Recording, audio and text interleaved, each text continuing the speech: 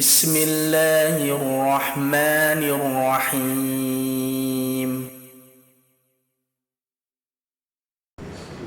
Bismillahirrahmanirrahim. Assalamualaikum warahmatullahi wabarakatuh.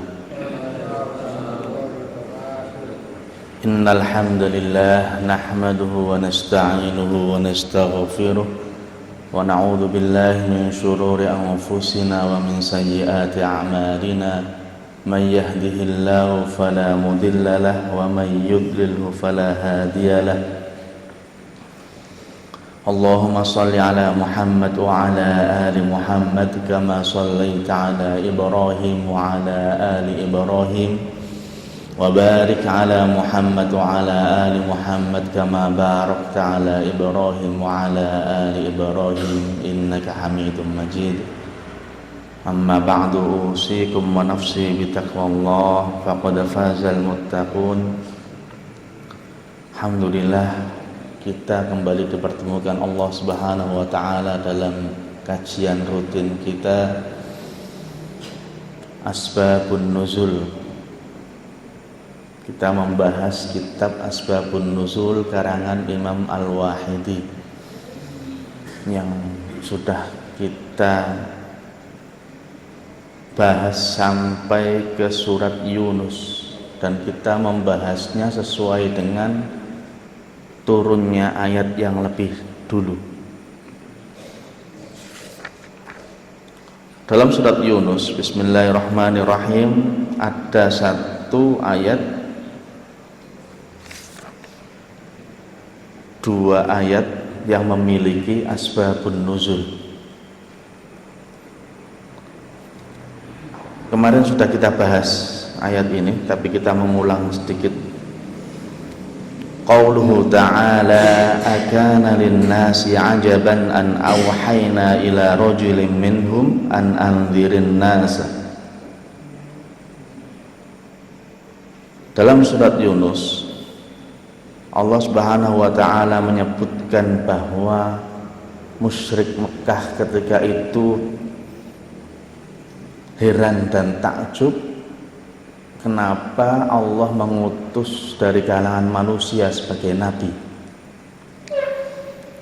Maka asbabun nuzul ayat tersebut, qala Ibnu Abbas lamma ba'athallahu ta'ala Muhammadan sallallahu alaihi wasallam rasulan angkaratil kuffar wa qalu Allahu a'zam min ayyakuna rasuluhu basyaram mithlu Muhammadin.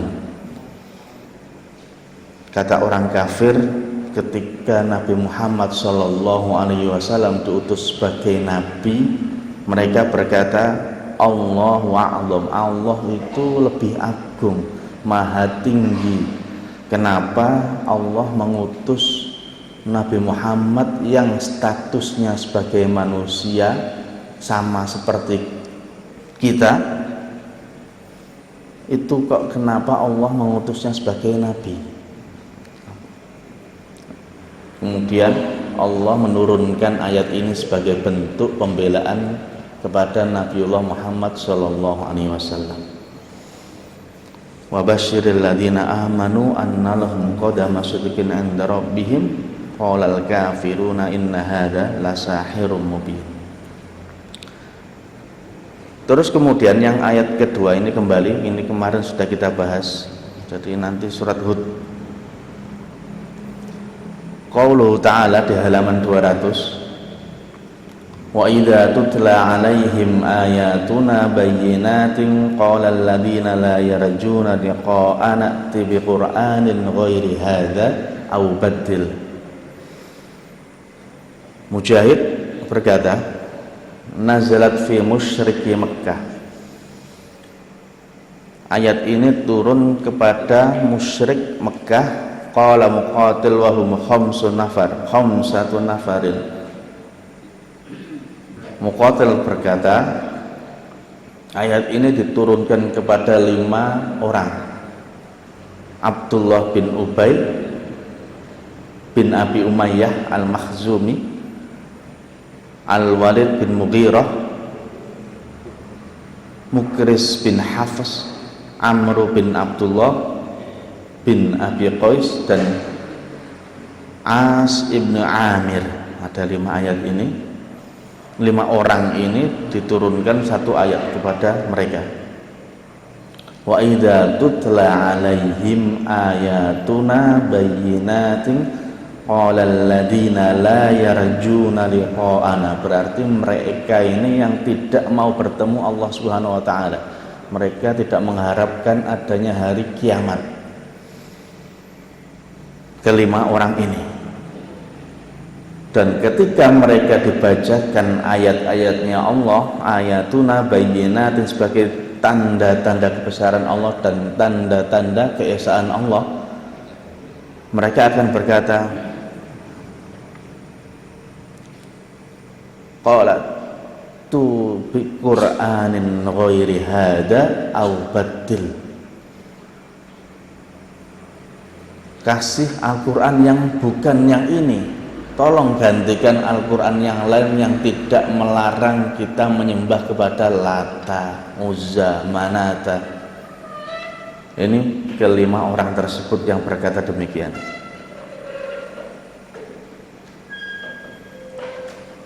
Ini dua ayat yang turun di dalam asbabun nuzulnya Imam Al-Wahidi.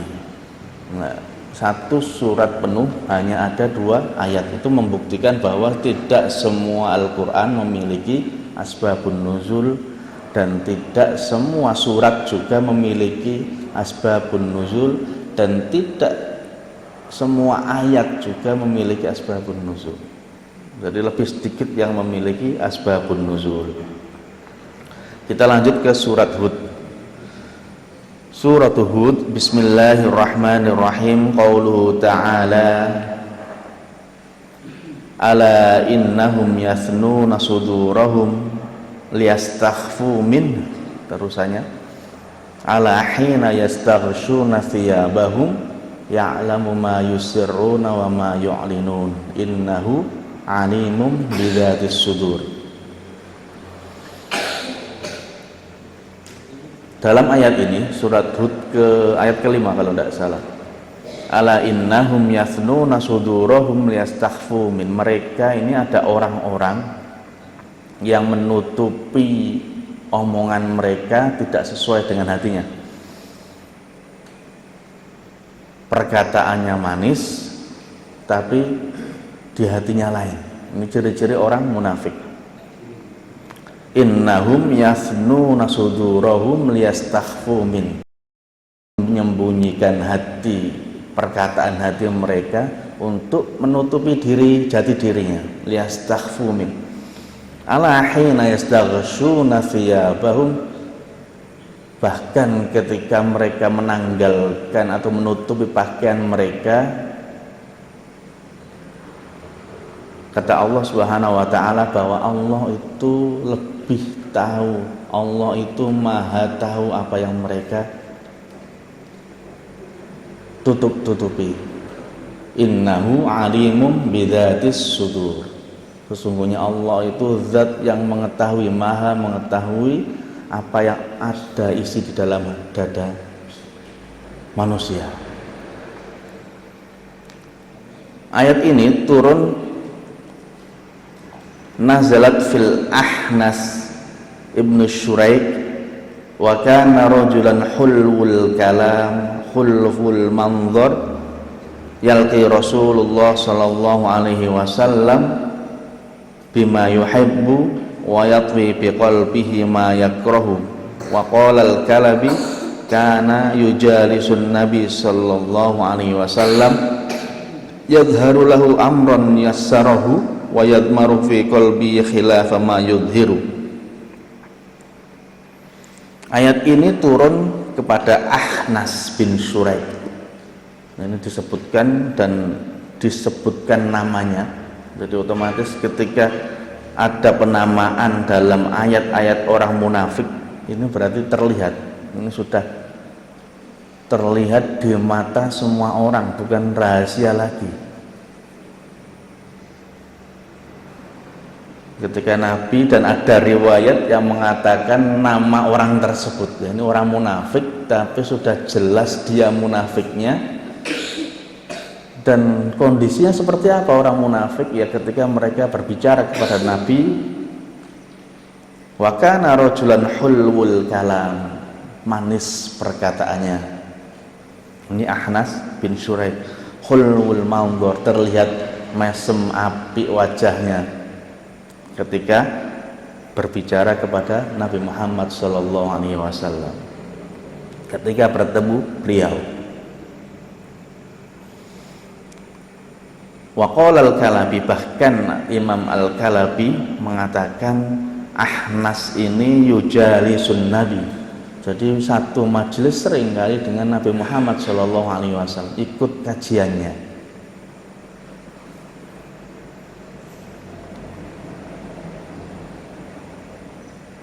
Dan memperlihatkan bahwa dia ini amron yassarahu, ketika dilihat yos nyenengno Nabi, dan dia ini menyembunyikan wayat maru fi qalbi khilafa ma yudhir, apa yang seharusnya nampak beda. Jadi ketika tampangnya itu senang cinta Nabi, terlihat dari tampangnya antusias mendengarkan perkataan Nabi, tapi dalam batinnya menyembunyikan apa yang dia utarakan di wajah dan raut muka dan kalimat-kalimat yang dia ucapkan. Ini contoh orang munafik. Bahkan mereka pun masih mau bermajelis dan datang mengikuti majelisnya Nabi Muhammad SAW. Dan ketika riwayat ini sampai ke kita, berarti sudah bukan pembicaraan yang umum lagi kalau Ahnas bin Syuraik ini orang munafik. Tapi ya begitu, Nabi Muhammad menghukumi orang yang sebagaimana zahirnya, sudah dibiarkan tetap dalam majelisnya dan tidak dikeluarkan.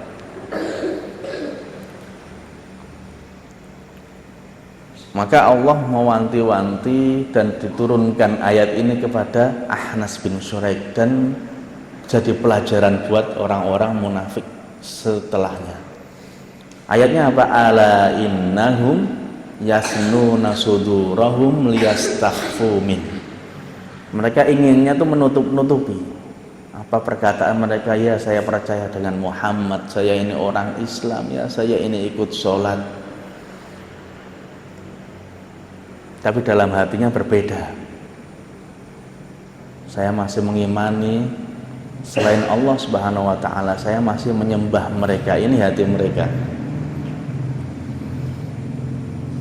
Dan saya membenci Muhammad SAW. Ini di hati orang-orang munafik. Maka kemudian Allah memberitahu kepada umat Islam sekaligus kepada orang munafik yang ada di situ dengan turunnya ayat ini, bahwa meskipun engkau tutup-tutupi, engkau berusaha manis di depan orang, engkau berusaha terlihat dalam majelis, engkau berusaha ikut sholat, engkau berusaha untuk melakukan amal soleh apapun, tapi Allah tahu apa yang ada di hati orang-orang munafik. Nah, ini teguran buat kadang-kadang buat kita yang ngajinya karena disuruh ataupun apa, sebenarnya aku ini gak pengen ngaji. Allah tahu. Atau yang lain, semua amalan soleh yang sebenarnya kita benci sekali, ini Allah tahu. Ya Allah, aku benci ini ngaji ya, misalkan saja. Allah tahu dalam hatinya. Bahkan dulu ada mustasyrik orientalis, kalau tidak salah Snok, bahasa Belanda soalnya susah namanya, Snok Gorgon atau apa gitu. Jadi beliau ini sampai mempelajari Islam, sampai orientalis ini orang yang mempelajari Islam dan mengamalkannya tapi untuk menghancurkan Islam. Ini orientalis. Beliau hafal Quran, beliau juga, kenapa beliau? Orang ini menghafal Quran, Snok siapa tadi?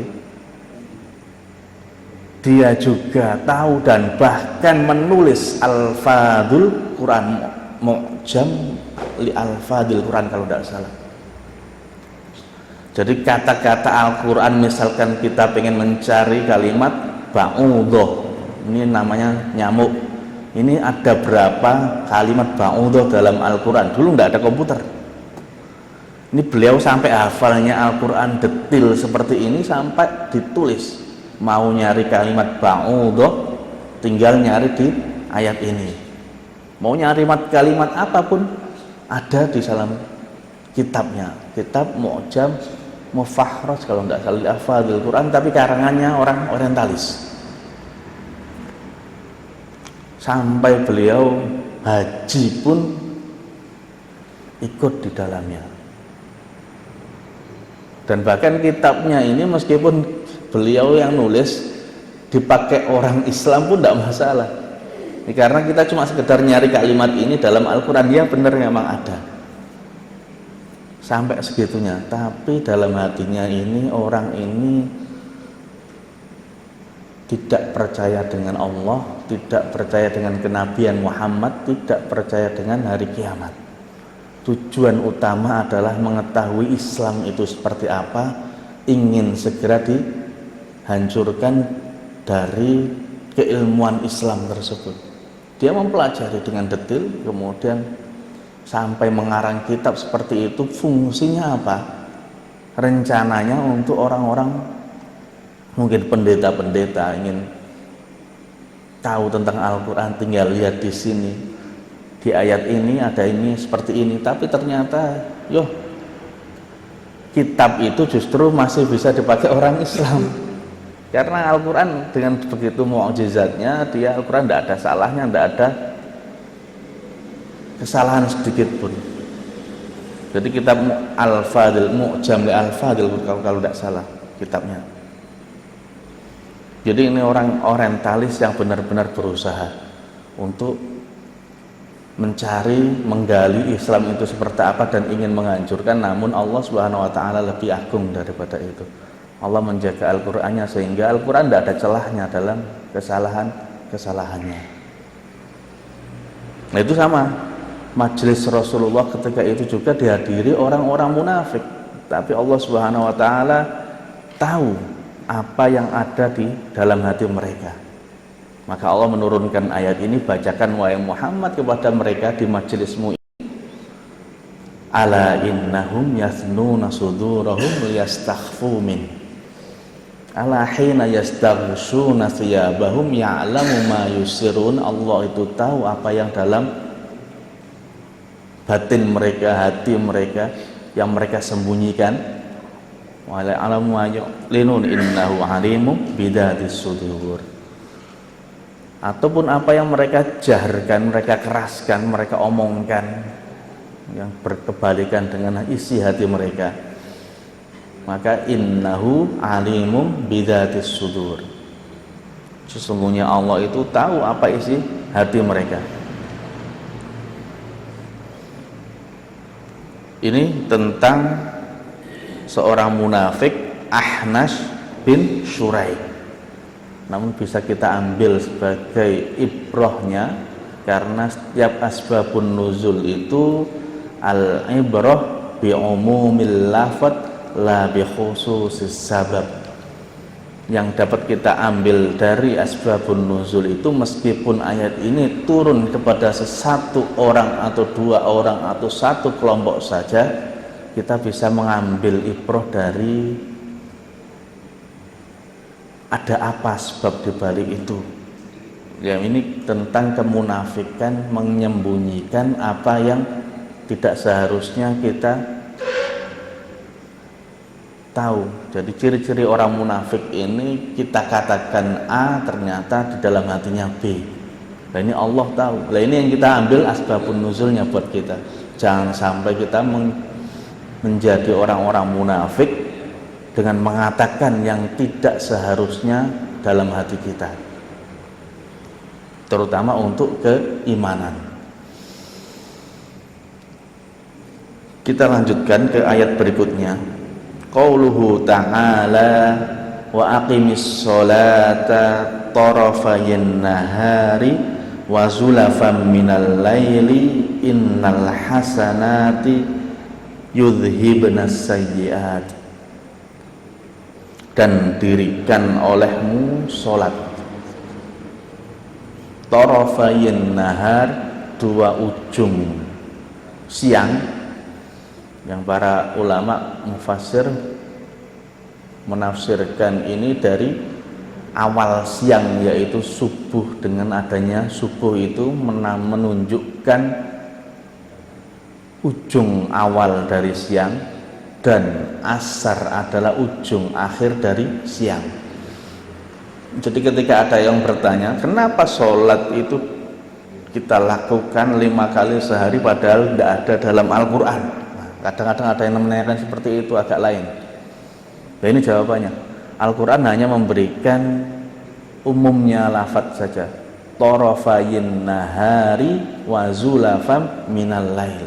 Tidak ada dirikan sholat zuhur, dirikan sholat asar, dirikan sholat maghrib, dirikan sholat isya. Tidak. Inna sholata kanat alal mu'minina kitabam mauquta. Hanya seperti itu, sebatas itu. Kewajiban yang ada waktu-waktu tenggat-tenggat tertentu kan. Maka kemudian Rasulullah mengatakan shollu kama ra'aitumuni usolli. Tapi kalau 5 sholat yang ada dalam satu ayat, ya ayat ini, wa aqimis sholata tarafayin nahari wa zulafam minal lail. Zulafam minal lail ini sebagian awal malam, yaitu sholat maghrib dan isya. Kemudian dilanjutkan innal hasanati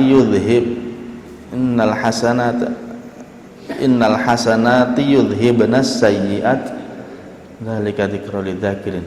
Ya. Al-ayah sampai ayat terakhir, ayat penutupan, dzalika dzikrul lidzakirin kalau tidak salah. Akhbarana Al-Ustadz Abu Mansur Al-Baghdadi.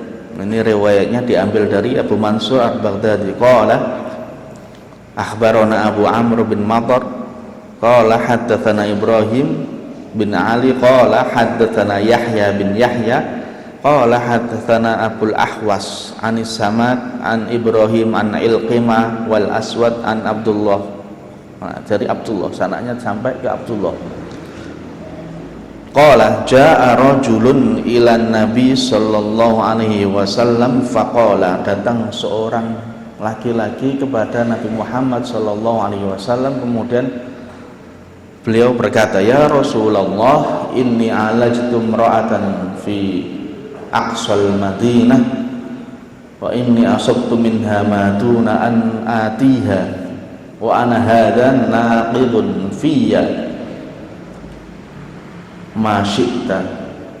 Qala faqala Umar laqad sattaraka Allahu law sattarta nafsak falam yazid alaihi nabi falam yarud alaihi nabi sallallahu alaihi wasallam fantalaqa ar-rajul fa'atba'ahu rajulan wa da'ahu fatala alaihi hadhil ayah. Jadi riwayatnya sampai kepada Abdullah dari Ustadz Abu Mansur Al-Baghdadi tadi, datang seorang laki-laki kepada Nabi Muhammad SAW, kemudian beliau mengatakan, wahai Rasulullah, inni alajtu imra'atan, aku telah menodai seorang wanita. Menodai dalam arti nanti dilanjutkan, fi aqsal madinati, di ujung kota. Wa inni asabtu minha ma duna an atiha, dan aku telah menodainya kecuali aku tidak menjimaknya. Jadi seorang laki-laki datang kepada Nabi Muhammad SAW ingin tahu perkaranya, ingin tahu hukum Allah seperti apa kepada laki-laki ini, ingin bertaubat bagaimana caranya, datang kepada Nabi, ini alajtu mra'ah, aku telah menodai wanita, cuma tidak sampai saya jimai ya Rasulullah, yang bukan mahram ini tentunya. Wa ana hadza faqdi fiyya, lah kasusku ini bagaimana ya Rasulullah, hukumi aku wahai Rasulullah. Maka ketika itu Umar juga ada di sana. Faqala Umar, laqad satarakallahu la satarta nafsak, Allah itu sudah menutup aibmu, andaikan engkau tutup saja aibmu itu, tapi engkau buka di depan Nabi Muhammad karena sepenuhnya ingin taubat, sepenuhnya ingin bagaimana hukum setelahnya Allah, apakah mengampuni dosa-dosa seperti ini. Kemudian Rasulullah tidak menjawabnya. Falam yarudda alaihi Nabi sallallahu alaihi wasallam fantolakor rajul. Kemudian pemuda laki-laki ini pergi. Ketika pergi, fa'atba'ahu rajulan wa da'ahu fatala alaihi hadhil ayat. Disuruh Rasulullah itu memanggilnya kembali karena keluhan dia telah Allah turunkan ayat ini. Ayatnya apa tadi yang pertama? Wa aqimis sholata tarafayin nahari wa zulafam minal lail innal hasanati yudhibnas sayyiat dzalika dzikra lidzakirin. Kemudian setelah turunnya ayat ini, kita tahu, faham betul ketika ada orang yang berbuat dosa kemudian diberikan amalan-amalan soleh setelahnya, maka Allah Subhanahu wa ta'ala firman, innal hasanati yudhibnas sayyiat, dan amal sholat yang paling utama itu ya sholat. Wa aqimis sholata tarafayin nahari, subuh, zuhur, asar, wa zulafam minal lail, maghrib, isya. Innal hasanati, sesungguhnya sholat-sholat tersebut atau amalan-amalan semuanya, innal hasanati yudhibnas sayyiat, akan menghapus ataupun menghilangkan semua perbuatan buruk seseorang. Dzalika dzikra lidzakirin. Kemudian masih dilanjutkan, fa'atba'ahu rajulan wa da'ahu fatala alaihi hadhil ayah. Ya Allah, ternyata ada jawaban dari perkaraku. Aku bingung, Allah mengampuni tidak dosaku ini. Ternyata Allah menurunkan ayat ini. Saking senangnya orang ini, kemudian beliau bertanya kembali kepada Rasulullah sallallahu alaihi wasallam. Faqala rajulun, ya Rasulullah, hadza lahu khassah. Orang lain ini yang manggil tadi bertanya, ya Rasulullah, apakah ayat ini hanya untuk dia saja? Qala la ballin nasi kafah. Tidak, ayat ini bahkan turun untuk semua manusia, seluruh umatnya Nabi Muhammad sallallahu alaihi wasallam. Ketika kita berbuat maksiat, mau di malam hari kita laksanakan sholat subuh di pagi harinya, kita sholat zuhur di siang harinya, kita sholat asar, dan terus terjaga sholat 5 waktu itu. Setiap kali kita melaksanakan maksiat yang Allah Subhanahu wa ta'ala masih mampu, kecuali dosa-dosa besar, untuk memberikan ampunannya, maka dengan sholatlah Allah akan menghapus dosa-dosa kesalahan tersebut. Bahkan dalam sebuah hadis Rasulullah menggambarkan sholat 5 waktu ini dengan bagaimana ketika engkau melihat seseorang mandi sehari 5 kali, apakah tersisa dari tubuhnya ini sebuah adanas, sebuah kotoran. 5 kali sehari orang mandi di sungai yang aliran airnya jernih dan deras, kira-kira bersihnya seperti apa? Padahal ketika gambaran ini dilakukan bukan di Indonesia. Kalau Indonesia emang biasa mandi sehari berapa kali? 2 atau 3 kali. Ini gambaran ini diberikan kepada orang-orang Arab yang mandi itu ketika diwajibkan junub, yang mandi itu ketika ada melimpah air, yang mandi itu ketika ada alasan-alasan tertentu, karena mereka tidak setiap hari mandi bisa, karena air terbatas. Jadi ketika Rasulullah menggambarkan sholat ini dengan orang yang mandi setiap hari 5 kali dengan air yang deras dan bersih seperti di sungai, maka tidak ada kotoran-kotoran sedikit pun yang menempel di tubuhnya. Ini sama seperti perkataan Allah Subhanahu wa ta'ala, wa aqimis sholata tarafayin nahari wa zulafam minal lail innal hasanati yudhibnas sayyi'at.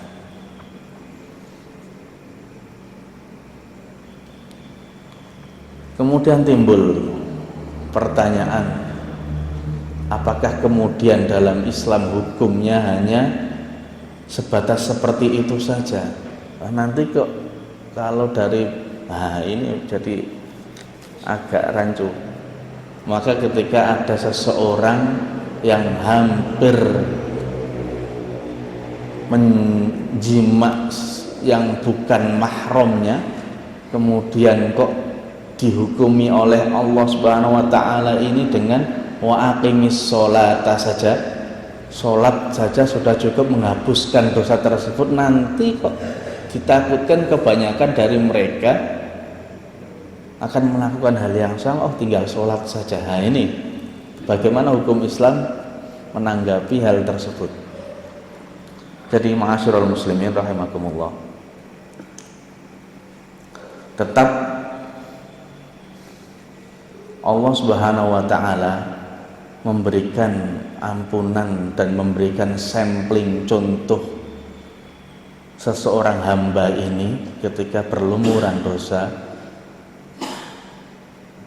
dan mau bertaubat dengan taubat yang nasuha, maka solusinya adalah amal baik yang diperbanyak. Ini sampling pemuda tersebut. Adapun toh hukumnya seperti apa dalam peradilan, tetap ada hak-hak manusia yang harus ditunaikan. Misalkan sang perempuan tadi menuntutnya ataupun tidak menuntutnya, itu tetap ada hukum dalam Islam berlaku.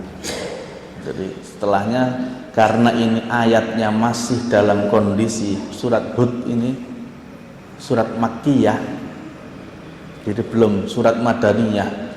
Ayat-ayat hudud yang banyak itu belum semuanya turun. Nah, ini jawaban yang paling logis. Jadi tidak sembarangan nanti kok wah ada perempuan bukan mahram, wis tak ciumi aja, tak apa-apain gitu, yang penting nggak dijima, kemudian aku tak sholat. Nah, ini salah, karena ayat ini turun ketika kondisi Makkah. Jadi ketika itu masih belum semua ayat-ayat hudud itu diturunkan, Maka Rasulullah diam ketika itu, tidak mampu menjawab, karena biar Allah saking ini sebenarnya perbuatan yang tidak bisa diampuni, kan seperti itu. Diamnya Rasulullah itu, waduh ini kok terlalu ngawur. Akhirnya nggak berani jawab, nggak berani apa-apa, sampai Allah Subhanahu Wa Taala menurunkan ayat ini. Oh, ternyata Allah itu masih maha pengampun. Innal hasanati yudhibnas sayyiat. Nah, dalam kasus ini masih diturunkan di Mekah, dan orang-orang Islam masih sedikit sekali. Dan dengan sedikitnya orang Islam itu pun masih ada orang sahabat yang pengen bertaubat setelah perbuatan yang dia lakukan. Lain tidak mungkin kok tiba-tiba langsung dihukum, loh dicambuk 70 kali atau berapa. Nah, tidak. Karena Islam ketika itu Allah, posisi Nabi Muhammad juga masih berdakwah di Mekah, yang penganutnya masih belum banyak. Dan semua hudud-hudud, hukum-hukum Allah itu belum diturunkan secara sempurna. Jadi ini jawaban yang paling logis ketika ada acara atau pertanyaan seperti itu. Ya sudah, aku tak melakukan dosa saja nanti. Bukan. Nah, dosanya tetap nanti dihukum di dunia dengan peradilan yang sesuai, peradilan Islam, hudud-hududnya, karena sudah komplit agama Islam ini. Tapi ketika kita tanya apakah Allah mampu mengampuni atau tidak, kembali kepada ayat ini. Innal hasanati yudhibnas sayyiat. Sudah, tunaikan amalan-amalan soleh sebanyak-banyak mungkin, karena semua kebaikan yang kalian berikan, kalian kerjakan itu akan menghapus semua kesalahan-kesalahan kalian atau dosa-dosa kalian. Ini hukum Allah ketika di akhirat. Tapi hukum peradilan dalam Islam ketika sudah komplit, sudah sempurna, tetap kita lakukan jalur-jalur hukumnya seperti apa. Ini jawaban logisnya. Ya, bukan berarti ayat ini turun kita hanya mempelajari ini saja, setiap ada orang ada perbuatan maksiat kita kerjakan saja, yang penting kita sholat hilang semua dosa kita. Tidak, tetap hudud-hudud Allah, aturan-aturan agama ini ketika sudah komplit turun, sempurna turun, ya kita laksanakan. Potong tangan, mencuri habis itu sholat kan berbeda. Mencuri tetap potong tangan, misalkan sudah sampai tidak bayar zakat ya tetap. Saya kira demikian yang bisa kita sampaikan pada pagi hari ini. Untuk ada sekitar 3 riwayat ini juga sama hampir, cuma ada beberapa yang menyebutkan nama orang tersebut, ada beberapa yang detail sekali perbuatan apa saja yang diberikan. Di antara, kalau di mushaf ini diriwayatkan di bawahnya ada asbabun nuzul, ini terbitan asbabun nuzulnya juga sudah ada. Kita bacakan. Menurut Ibnu Mas'ud, ayat ini diturunkan berkenaan dengan seorang laki-laki yang suatu ketika mencium perempuan yang bukan mahramnya. Jadi hanya sebatas mencium. Kemudian laki-laki tersebut datang menghadap Rasulullah dan menceritakan perbuatannya. Tapi kalau di riwayat yang lain tadi udah mungkin mencium atau lain sebagainya, kecuali dia tidak menjimainya. Terus dalam riwayat yang lain juga disebutkan itu awal kisahnya gimana, sampai didetilkan. Jadi sang wanita tadi sebenarnya pengen beli kurma, disuruh suaminya karena suaminya tidak ada lagi, disuruh Rasulullah perang atau jihad atau berangkat kemana tidak tahu. Kemudian sang istri ini beli kurma, yang penjual kurmanya ini yang pelaku tadi. Kemudian mau tidak kurma yang lebih bagus, ada di rumah. Lah ini sudah mulai setan menggoda. Kemudian datanglah istri tadi ke rumahnya sehingga melakukan perbuatan yang kecuali jima, tidak sampai jima. Jadi kemudian datang kepada Rasulullah, Rasulullah marah, ya nggak marah, diam saja, nggak berani jawab. ini saking besarnya perbuatannya atau seperti apa. Kemudian turun ayat ini. Saya kira demikian, kita lanjut di pertemuan selanjutnya. Aqulu qouli hadza wa astaghfirullah li wa lakum. Subhanakallahumma bihamdika asyhadu an la ilaha illa anta astaghfiruka wa atubu ilaik. Assalamualaikum warahmatullahi wabarakatuh.